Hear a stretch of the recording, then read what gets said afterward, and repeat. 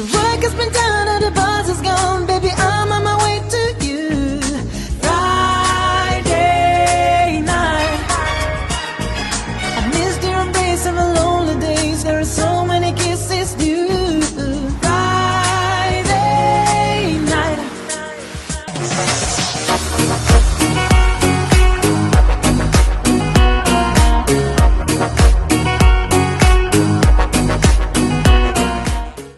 Welcome to Friday Night Fun Part 1. I am Inanna, and I am so happy that you are here to spend some time with me. Please say hi in the live chat. Let us know that you are here. Don't be shy. Tonight I'm going to be answering some of the questions that you have asked me. If you have more questions, please let me know so that I can put them in a future video. Not just questions about me, but questions about our reality. I would love to answer them for you. So let us jump right in. The first question that I have this evening is from Tyler, and Tyler asks, what is the significance of 333? Well, Tyler, throughout history, even before humans were created, when other species were center stage here on Mother Earth, 3 was known as the magical number. So obviously 3 by 3 by 3 is 3 times the magic of 3.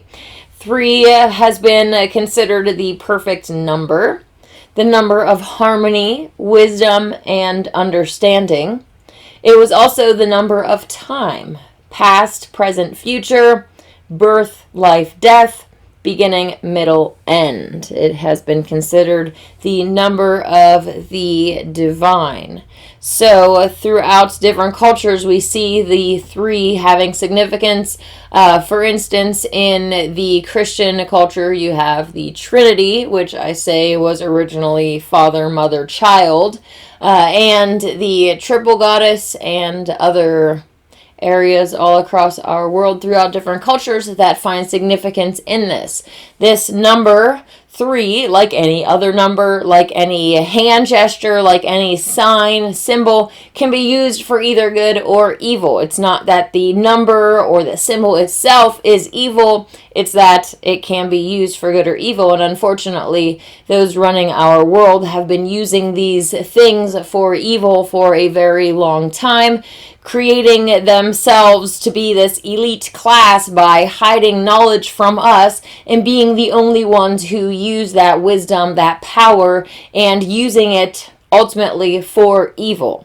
You can use this wisdom, this ancient knowledge, knowing what properties stones have and all this stuff for good or evil, and I am here to use it to become the best version of myself possible and to promote the golden age, always at Wednesday 3:33 p.m. PST.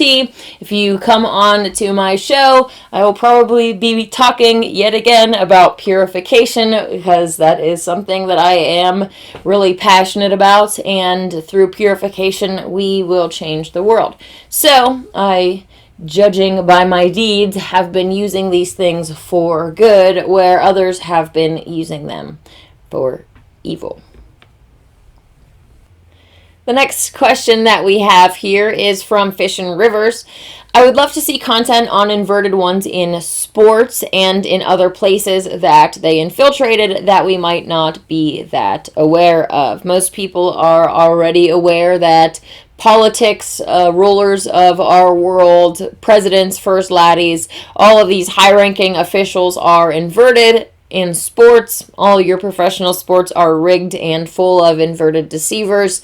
Hollywood, obviously, is full of inverted deceivers, and it doesn't actually stop there. Your local towns, there are inverted deceivers running the place around you as well. Most people already accept the fact that, there are Freemasons in every town. Well, there are inverted ones in every town, and ultimately, whether they are Freemason or not, they are the ones that are in control, because they are the ones that Satan can use as flesh puppets. You're going to find them in your, city council and places of influence and power, teachers even, in your own in your own town, your own principal could have been, an inverted deceiver. So I definitely would transvestigate everyone that you were under the influence of in school, and even peers, man. This goes really deep. These inverted ones are everywhere, and it's nuts. So definitely another good reason to not send your children to the uneducational system, because you don't know what kind of creeps are their teachers. Those that, abuse children, pedophiles, inverted ones, they flock to these types of professions where they can not only rule over humans, but also be around children, grooming them and corrupting them. So definitely be really, really careful about who you allow your children around. And that's not only just adults. Unfortunately, many of these are sodomized as children, and they will grow up to sodomize children and perpetuate the abuse that was forced upon them. And it actually doesn't even wait until they're older. A lot of times these children that are sodomized, once the pedophile demon enters into them, even as children, they will offend other children. So you really, really, really need to be careful about who your children are allowed around.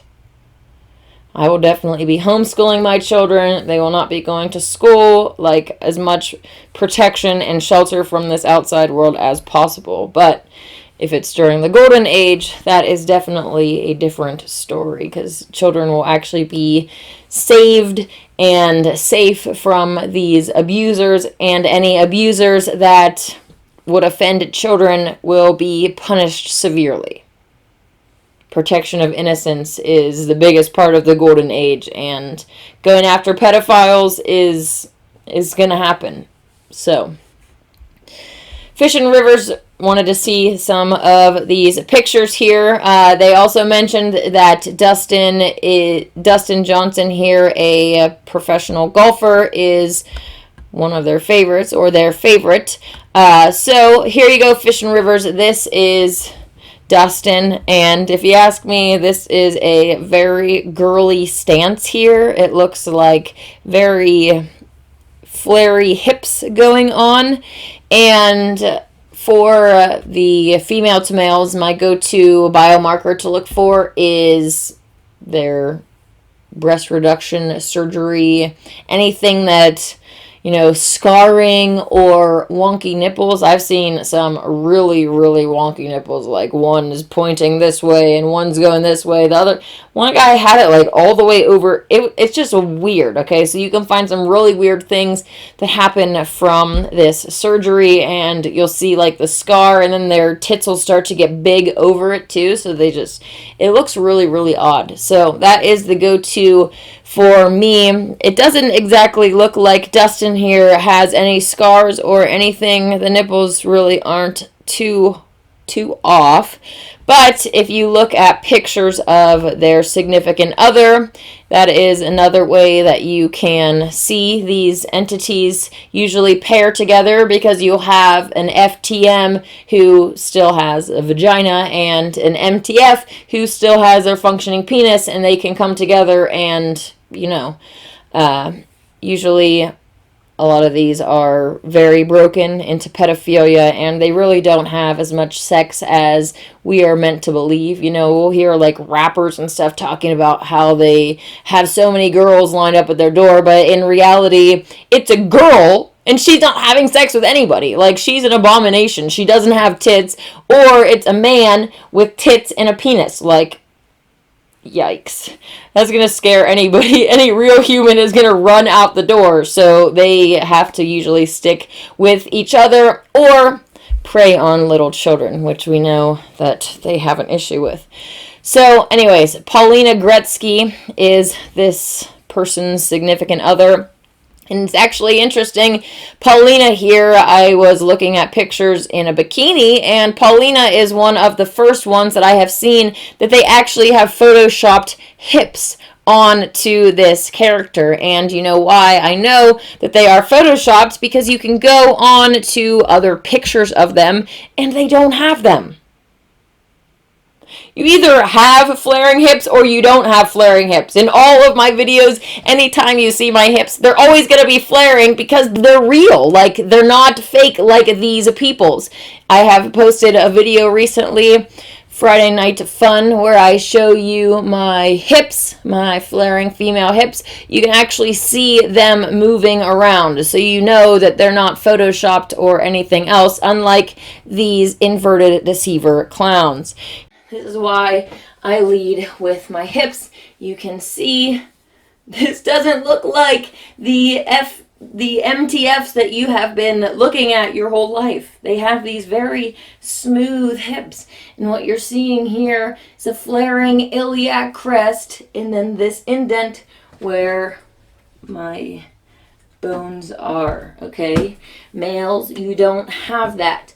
Here is another picture of Paulina Gretzky and this huge, just male forehead, very high hairline, masculine look overall. There's nothing really feminine about this creature here. And one more just for the road. Here is them both together, and Paulina here is doing one of the classic inverted moves. These male to females like to stick their butt out so that they can try to give this illusion of curvature, and if you have seen enough of them, you can see when they are doing it in front of your face. So yeah, and definitely an inverted couple. So Fish and Rivers, sorry if that bursts your bubble, but it is true. And just for another golfer here, we have Tiger Woods, and this is the kind of weird FTM tits that I am talking about. These are not natural tits. Here is another picture of when they're a little bit more out of shape and they are looking way more feminine. So especially as these characters get older, they're a lot easier to tell. They start looking like the sex that they were born as and can really turn into some really quite hideous creatures. Okay, so let's move on to a different sport really quick. Tom Brady. Let's just mention a few of these other stars. Here is Tom Brady with some FTM titties and their male partner, and just here's a side shot here of their hips, wide hips, and a female rib cage. I found this comparison here, female and male rib cages, when I was doing some investigating recently.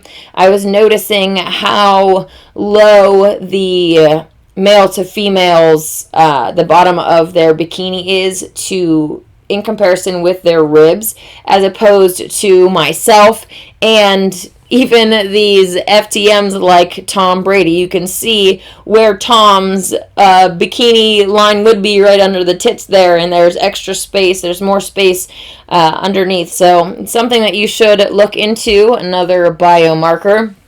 Tom Brady, definitely a female. Here are some NBA stars, LeBron James and, is that Dwayne Wade or something? I don't know, honestly. LeBron James was like one of my favorite ones, and I didn't pay attention to any of the other ones. I'm from Ohio, so this whole Cleveland thing was right up my alley. I really loved to watch Cavs games with my grandma, especially after my grandpa died. I would always go over and we would watch the games together, and it would be really special. So yes, LeBron James and their friends here with some FTM titties. And yeah, many people will wonder how, these professional athletes can be females. Well, once you realize that they are not fully human, they are hybrids. You can have females that are stronger, more aggressive, faster, whatever. The WNBA is no different. Here is Brittany Griner, an obvious male, huge. And Brittany Griner here in a bathing suit. You can see an Adonis belt muscle. Real females, we don't have those. So whenever you are looking at these MTFs, If they haven't added a belt muscle, then you know that it's not a girl. Okay, and the last ones here, some famous tennis player, Serena and Venus Williams. Here they are as young boys. Very, very sad, actually.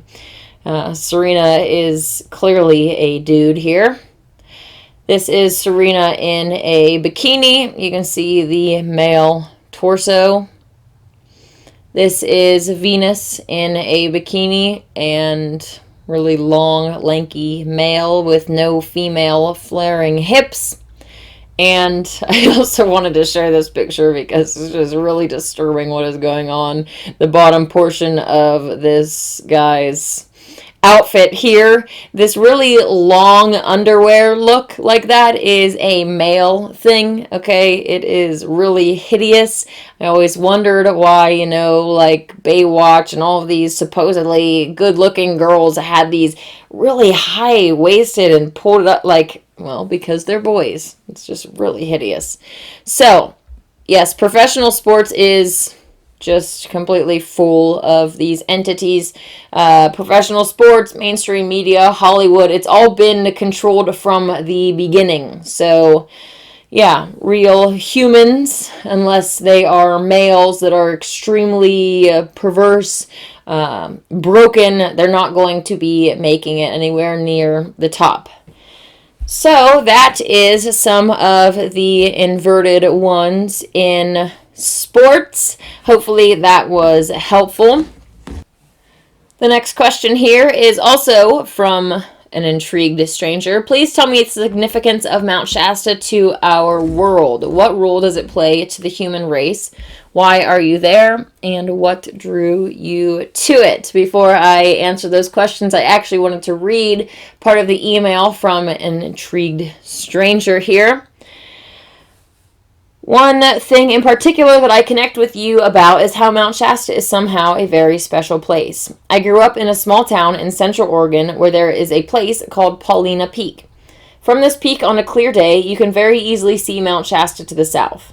I would ride my dirt bike to a lookout on the peak almost every day as a child, and would just stare at Mount Shasta, sometimes for hours, just in awe of its beauty, all the while knowing it was a place of utmost importance to the world, just not knowing why. I could never pin down why I was so enamored with that mountain, especially living in the Cascade foothills where I am surrounded by beautiful mountains everywhere. But for some reason, Shasta always had my attention. I always felt that there was something special about it, but I have never known or understood why.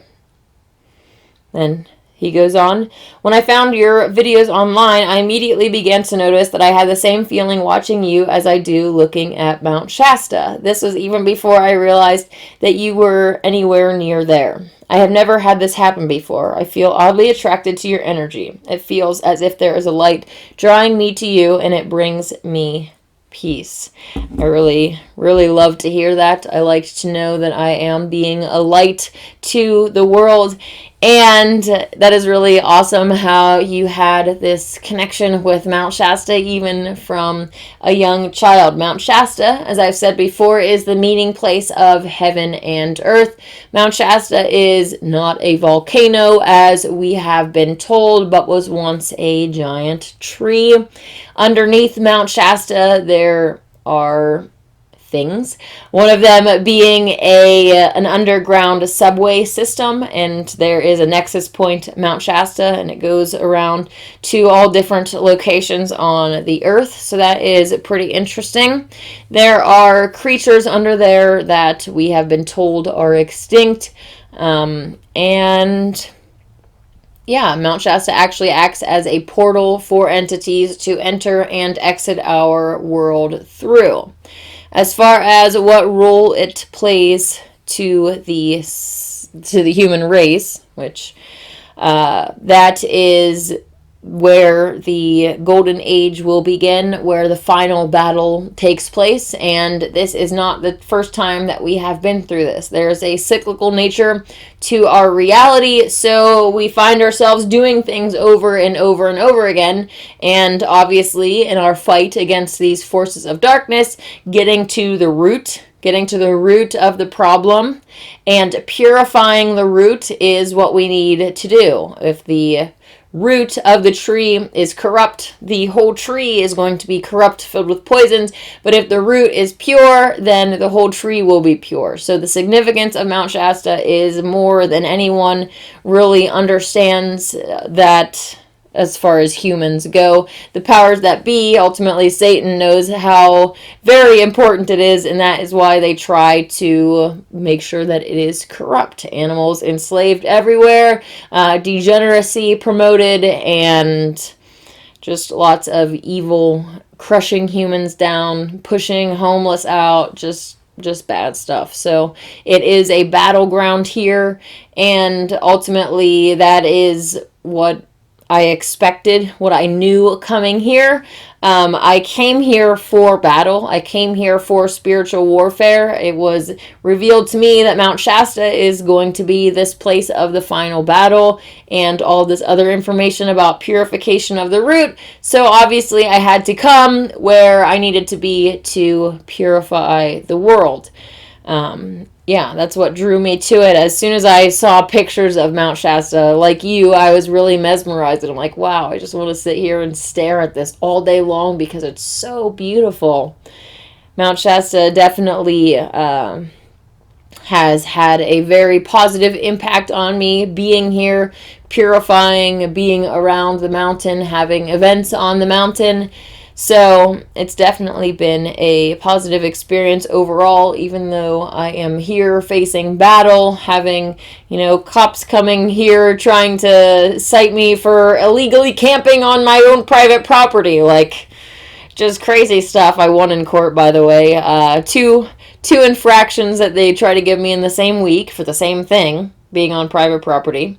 I went to court and fought them off and won. So that was exciting. But it definitely has a very anti-human, crushing down environment here on purpose. If that's the situation that is at the root, then imagine how anti-human the rest of the world is going to be.